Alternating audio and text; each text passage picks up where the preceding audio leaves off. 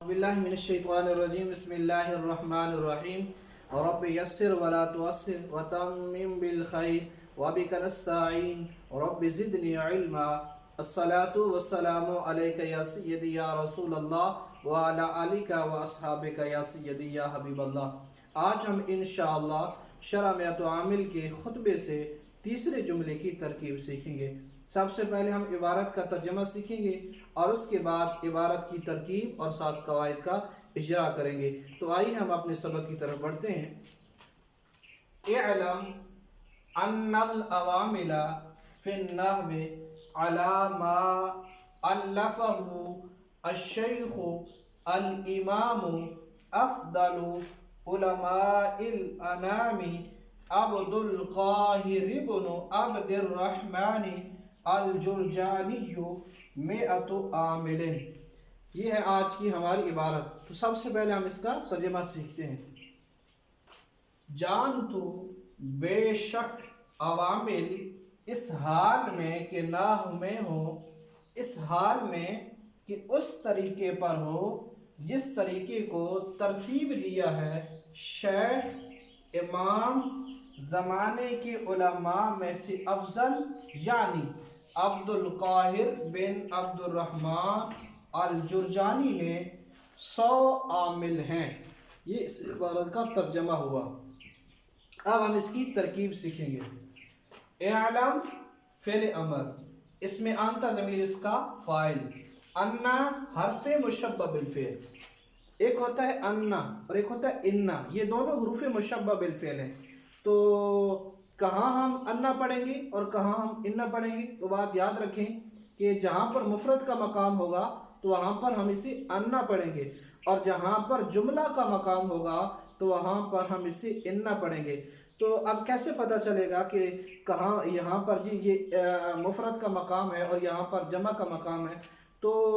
جو انا ہوتا ہے تو یہ اپنے اسم اور خبر سے مل کر 7 چیزوں میں سے کوئی ایک بنتا ہے، یعنی انا اپنے اسم اور خبر سے مل کر 7 چیزوں میں سے کوئی ایک بنتا ہے۔ یا تو انا اپنے اسم اور خبر سے مل کر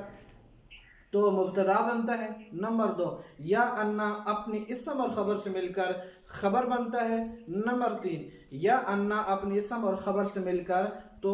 فاعل بنتا ہے، نمبر 4، یا انا اپنے اسم اور خبر سے مل کر نائب فاعل بنتا ہے، نمبر 5، یا انا اپنے اسم اور خبر سے مل کر مفعول بہ بنتا ہے، نمبر 6، یا انا اپنے اسم اور خبر سے مل کر مضاف الیہ بنتا ہے، نمبر 7، یا انا اپنے اسم اور خبر سے مل کر مجرور بنتا ہے۔ ساتوں چیزیں عام طور پر مفرد ہوتی ہیں، تو جہاں پر یہ اپنے اسم اور خبر سے مل کر ان 7 میں سے کوئی ایک بنے گا تو وہاں پر آپ سمجھ لیں کہ یہ مفرد کا مقام ہے۔ تو یہاں پر آپ دیکھیں یہ انا اپنے اسم اور خبر سے مل کر اس نے اعلم کا مفعول بھی بننا ہے، تو ہم یہاں پر اسے انا پڑھیں گے۔ تو انا حرف مشبہ بالفعل، العوامل نے اس کا اسم بننا ہے، لیکن پہلے ہم اسے ذوالحال بنائیں گے۔ ذوالحال اس لیے بنائیں گے کہ قاعدہ ہے کہ جب درمیانے کلام میں، جب کلام کے درمیان میں معرفہ آ جائے اور اس کے بعد جار اور مجرور ہو تو درمیانے کلام میں آنے والا معرفہ یہ ذوالحال واقع ہوتا ہے، اور جار اور مجرور صیغہ صفت کے متعلق ہو کر تو اس کا حال بنتے ہیں۔ تو یہاں پر العوامل یہ ذوالحال ہے، فی جار النحو مجرور، جار اور مجرور ظرف مستقر برائے معتبرتاً صیغہ صفت، معتبرتاً صیغہ صفت اس میں ہی ضمیر اس کا نائب فاعل، کیونکہ یہ معتبرتاً اس میں مفعول کا صیغہ ہے تو اس میں ہی ضمیر اس کا نائب فاعل نکلے گا۔ معتبرتاً صیغہ صفت اپنے نائب فاعل اور متعلق سے مل کر شبہ جملہ اسمیہ ہو کر العوامل کا حال اول۔ الا جار ما موصولہ، ما موصولہ اسے موصولہ بھی بنا سکتے ہیں اور موصوفہ بھی بنا سکتے ہیں۔ اگر ہم اسے ما موصولہ بنائیں تو اس کا قاعدہ سماعت کریں کہ اس میں موصول کا صلہ ہمیشہ جملہ ہوتا ہے، چاہے وہ جملہ اسمیہ ہو یا جملہ فعلیہ ہو۔ اگر اس میں موصول کا صلہ جملہ ہو تو اس جملے میں ایک ضمیر ہوتی ہے جو اس میں موصول کی طرف لوٹتی ہے۔ تو ما موصول الف فعل ماضی، ہو ضمیر مفعول بھی، تو الف فعل ماضی ہے، تو فعل ماضی کے بارے میں ہم نے قاعدہ پڑھا تھا کہ فعل ماضی کے 14 صیغے ہوتے ہیں تو فعل ماضی کے جو دو صیغے ہوتے ہیں، صیغہ واحد مذکر غائب اور صیغہ واحد مؤنث غائب، تو ان کا فاعل کبھی ان کے اندر ہوتا ہے اور کبھی باہر ہوتا ہے، اور فعل ماضی کے جو باقی 12 صیغے ہوتے ہیں تو ان کا فاعل ہمیشہ ان کے ساتھ ہوتا ہے۔ تو یہ صیغہ واحد مذکر غائب ہے، تو اس کا فاعل کبھی اس کے اندر ہوگا اور کبھی باہر ہوگا۔ یہاں اس کا فاعل باہر ہے، یعنی الشیخ الامام افضل علماء الانام عبد القاہر ابن عبد الرحمن الجرجانی، تو اس نے ملا کے تو اس کا فاعل بننا ہے۔ تو الف فعل ماضی، ہو ضمیر مفعول به، الشیخ موصوف، الامام صفت اول۔ یہاں پر ایک قاعدہ سماعت کریں کہ جب نام سے پہلے لقب آ جائے تو لقب مبدل منہ بنتا ہے اور نام بدل بنتا ہے۔ تو یہاں پر عبد القاہر یہ نام ہے، الشیخ الامام افضل علماء الانام یہ اس کا لقب ہے۔ تو قاعدہ یہ ہے کہ جب نام سے پہلے لقب آ جائے تو لقب مبدل منہ بنتا ہے اور نام بدل بنتا ہے۔ تو اور اس قاعدے کی مزید ہم وضاحت کرتے ہیں کہ جب نام سے پہلے ایک لقب آ جائے تو وہ ڈائریکٹ مبدل منہ بنے گا اور نام بدل بنے گا، اور جب نام سے پہلے ایک سے زائد لقب آ جائے، جیسے یہاں دیکھتے ہیں الشیخ یہ ایک لقب ہے، الامام یہ دوسرا لقب ہے، افضل علماء الانام یہ تیسرا لقب ہے۔ تو جب نام سے پہلے ایک سے زائد لقب آ جائے تو وہاں پر قاعدہ یہ ہے کہ پہلا جو لقب ہوتا ہے وہ موصوف بنتا ہے اور اگلے لقب اس کی صفت بنتے ہیں۔ تو یہاں پر الشیخ موصوف، الامام صفت اول، افضل مضاف، علماء پھر مضاف، الانام مضاف الیہ۔ تو علماء مضاف اپنے مضاف الیہ سے مل کر افضل مضاف کا مضاف الیہ، افضل مضاف اپنے مضاف الیہ سے مل کر مرکب اضافی ہو کر تو الشیخ موصوف کی صفت ثانی، الشیخ موصوف کی صفت ثانی۔ اور یہاں پر ہم ایک قاعدہ دیکھ لیتے ہیں، افضل علماء الانام۔ یہاں پر قاعدہ یہ ہے کہ جب آخر میں معرفہ ہو، جب آخر میں معرفہ ہو تو اس سے پہلے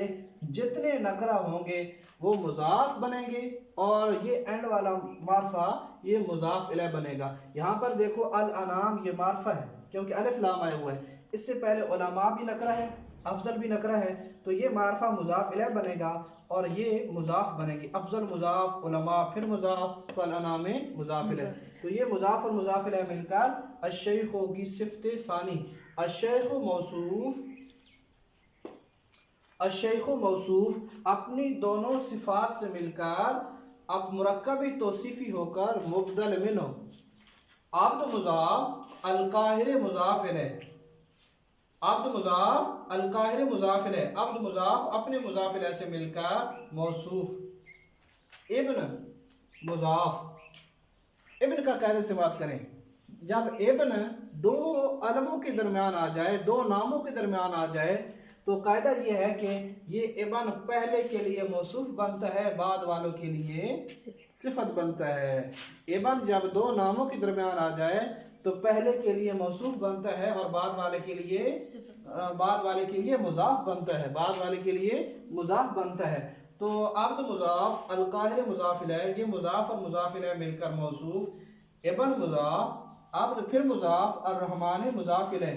عبد مضاف اپنے مضاف الیہ سے مل کر ابن مضاف کا مضاف الیہ، ابن مضاف اپنے مضاف الیہ سے مل کر مرکب اضافی ہو کر تو عبد القاہر کی صفت اول، اور الجرجانی یہ اس میں منصوب ہے اور اس میں منصوب صیغہ صفت ہوتا ہے، تو اس میں سے ہم وہ ضمیر اس کا نائب فاعل نکالیں گے، الجرجانی صیغہ صفت، اس میں ہوا ضمیر اس کا نائب فاعل، صیغہ صفت اپنے نائب فاعل سے مل کر شبہ جملہ اسمیہ ہو کر تو عبد القاہر کی صفت ثانی۔ عبد القاہر موصوف اپنی دونوں صفات سے، ایک یہ صفت ہے اور دوسری یہ ہے، عبد القاہر موصوف اپنی دونوں صفات سے مل کر مرکب توصیفی ہو کر تو بدل، یہ بنا تھا مبدل منہ اور یہ بنا بدل، تو مبدل منہ اپنے بدل سے مل کر تو الف فعل کا فاعل، الف فعل کا فاعل، الف فعل اپنے فاعل اور مفعول به سے مل کر جملہ فعلیہ خبریہ ہو کر، جملہ فعلیہ خبریہ ہو کر ما موصول کا صلہ،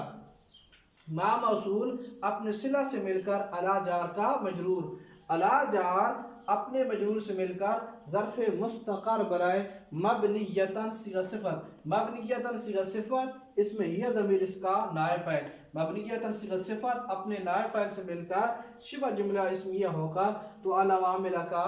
حال ثانی، العوامل ذوالحال اپنے دونوں حالوں سے مل کر انا حرف مشبہ بالفعل کا اسم، انا حرف مشبہ بالفعل کا اسم۔ آگے مئۃ عامل، مئۃ عامل، مئۃ اسم عدد ممیز اور عامل تمیز، عامل تمیز۔ یہاں پر قاعدے سے بات کریں کہ 3 سے لے کر 10 تک کے اسماء اعداد کی تمیز، 3 سے لے کر 10 تک کے اسماء اعداد کی تمیز جمع اور مجرور ہوتی ہے، اور 11 سے لے کر 99 تک کی اسماء اعداد کی تمیز مفرد اور منصوب ہوتی ہے، اور 100 سے لے کر الی ما نہایت تک کی اسماء اعداد کی تمیز یہ مفرد اور مجرور ہوتی ہے۔ یہاں پر دیکھو مئۃ عامل، تو مئۃ اسم عدد ممیز اور عامل اس کی تمیز ہے، اور عامل